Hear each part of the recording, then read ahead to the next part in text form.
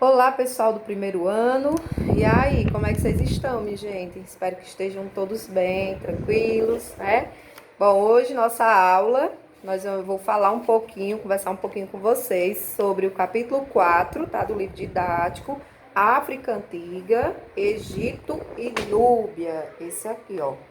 Página 63, vocês já fizeram uma atividade agora no finalzinho de abril, né, sobre esse conteúdo, e eu resolvi gravar esse vídeo para enfatizar um pouquinho.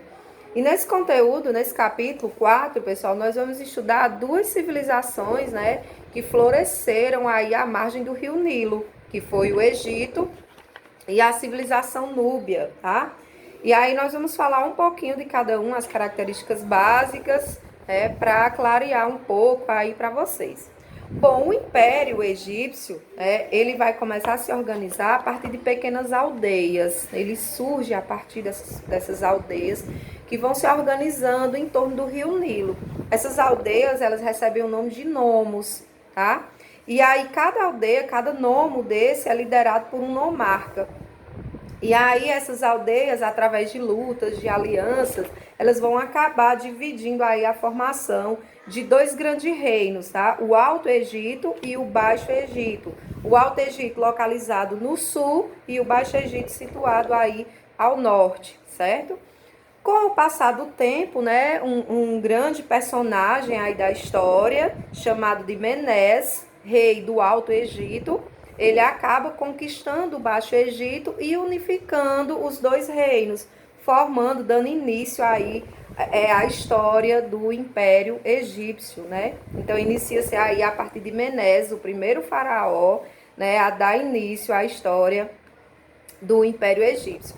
E a história política do Egito, pessoal, ela é dividida aí no Antigo Império, tá? No Médio Império e Novo Império. Então, aí no livro de vocês, eles vêm colocando, especificando, né, a cada períodozinho desse, o que aconteceu, o que a gente tem que saber de importante sobre esses períodos aí. O Antigo Império, Médio Império e Novo Império, tá?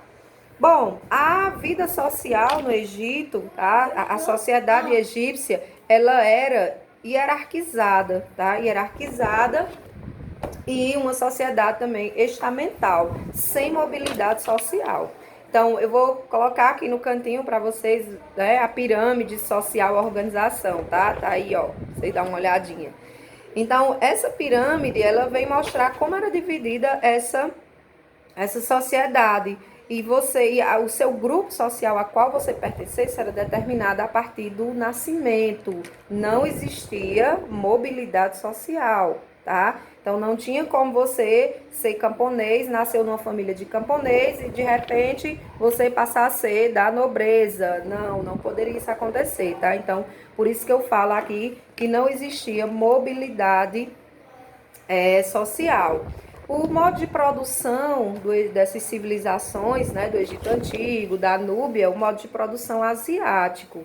E o que é o modo de produção? É a forma como são estabelecidas as relações de trabalho, tá? E como essa sociedade ela se organiza a partir dessas relações de trabalho, tá? Essas relações de trabalho elas vão estruturar a sociedade, beleza? Bom, então religião, outro fator importante sobre o Egito Antigo, a questão da religião. A religião estava presente por toda a vida, né, dos egípcios, em todo o cotidiano. Eles tinham a crença na vida após a morte, né? Eles faziam a prática da mumificação, certo? Porém, a nobreza era quem fazia essa prática. Os mais pobres enterravam seus entes queridos no deserto, né, porque eles não tinham condições, né, de contratar pessoas especializadas no processo de mumificação. Era mais a nobreza, né, os faraós também, que eram mumificados. O Egito Antigo também, ele vai aí ganhar destaque no campo das artes, tá certo? A grande arte, né, monumental das grandes pirâmides, como a arquitetura aí das pirâmides destaca a Kelpis, Kefren e Miquerinos também, né, os templos religiosos, né, como o de Abu Simbel, também vai entrar aí no campo da arte. né? Então, o destaque é para esses monumentos egípcios que eram construídos aí nessa época, tá? Na ciência, o Egito Antigo, ele vai se destacar, né, os egípcios, na matemática, na medicina, na astronomia, tá? E aí tudo isso, toda essa organização política, toda essa organização cultural, ela vai fazer com que o Egito, ele tem a história, né, do Egito Antigo, ele tem grande importância para a gente entender a formação dessas civilizações, a organização e as relações de poderes, né, que acontecia ali no interior da sociedade.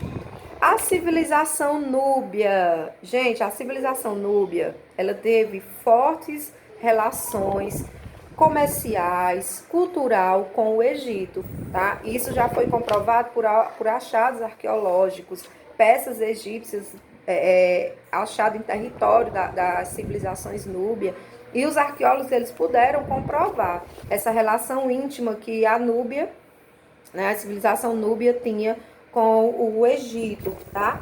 Entre os reinos de destaque do território núbio, nós vamos ter o reino de Cuxi, tá? Um reino bastante importante, nós precisamos conhecer um pouquinho, aí no livro de vocês ele traz sobre o reino de Cuxi, na página 72, tá? Ele vai dizer que esse reino, ele começou a florescer no interior do território da Núbia, certo? E aí ele, como eu já coloquei, teve várias fortes relações comerciais e cultural com o Egito. E tem uma curiosidade também, né? Que o reino de Cuxi, ele foi conquistado pelo Egito e mais tarde, em 730 a.C., ocorreu o contrário. Os cuxitas, eles conquistaram o Egito, dando início aí à 25ª dinastia, conhecida também como a dinastia dos faraós negros, tá? Então, essa dinastia ela vai ter fim em 644 a.C., quando os assírios invadem aí e conquistam Tebas, a capital do território egípcio, né? A capital do Egito, Tebas, certo?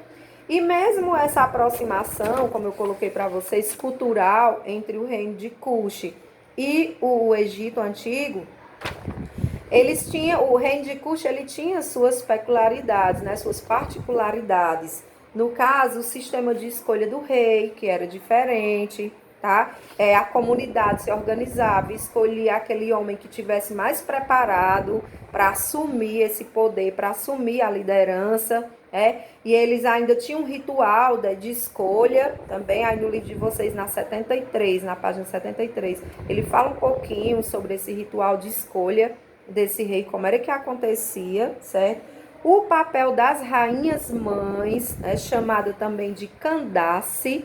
Então, eu chamo a atenção para vocês, para essa participação feminina no reino de Cuxi. As mulheres tinham grande papel, muito importante na participação política, e isso favoreceu muito a longevidade da dinastia do reino de Cuxi, né? Essa participação das mulheres, da área chamada de Candace, né? O papel aí das rainhas mães do reino de Cuxi, e a estabilidade e longa duração dessas dinastias. E como era a vida econômica e social lá em Cuxi? A vida econômica era diversificada, né? O trabalho, eu chamo a atenção para vocês, para a pecuária e agricultura. Assim como o Egito Antigo, eles também construíam diques, canais, tudo isso para represar a água do rio Nilo e para levar essa água para áreas mais distantes, tá certo? Os cuxitas, eles cultivavam o trigo, a cevada, o sorgo, a lentilha, tá? Essas informações vocês vão encontrar na página 74, onde ele vem falar um pouquinho sobre a vida econômica e social. O reino de Cuxi também, pessoal, era muito rico em pedras preciosas, em ouro, em ferro, tá? Então, era rico em minérios, sobretudo o ouro. O ouro era a principal moeda de troca nas relações comerciais, né, que os cuxitas mantinham aí com o Egito e com Roma, tá? Além de ouro, né, como eu coloquei, o solo cuxita era rico em pedras preciosas e semi-preciosas. Outro fator importante que o conteúdo, né, o livro de vocês chama a atenção é para o artesanato, tá? O artesanato era bastante original, independente, né, dos modelos trazidos de fora. Nas cidades cuxitas havia grande número de artesãos especializados em construção e decoração, certo? Então, o artesanato era outra área, né, que gerava renda e que chamava a atenção das pessoas que não faziam parte do reino, né? Então, o comércio também era favorecido aí em relação ao artesanato. Também nós temos a questão da cerâmica, trabalhada pelas mulheres, né? Que era consumida também, principalmente pelas camadas mais populares, certo?